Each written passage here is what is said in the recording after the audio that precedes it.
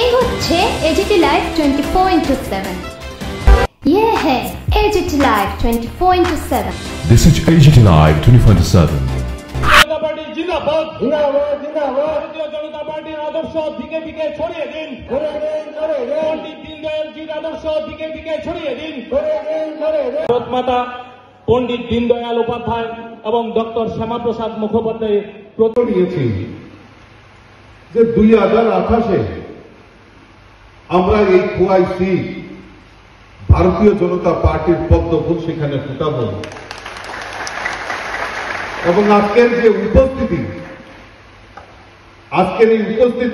তা প্রমাণ করে এবং বিশেষ করে আমার মায়েরা আমার মাতৃশক্তি যে সংখ্যায় এখানে উপস্থিত হয়েছে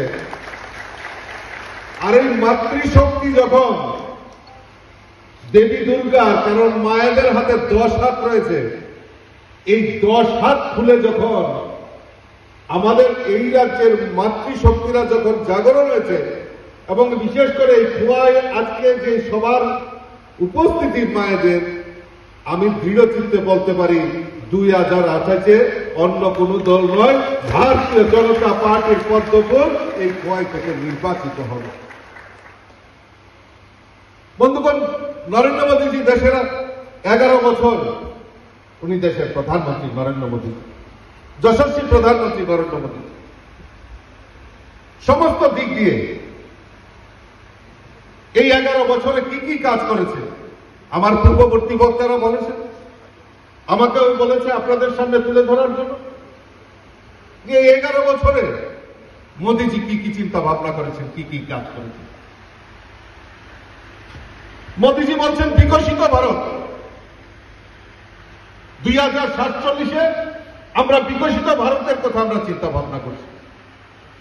বিকশিত ভারত একটা পরিকল্পনা নয়, এই বিকশিত ভারত হচ্ছে আমাদের স্বপ্নের ভারত, যেই ভারতে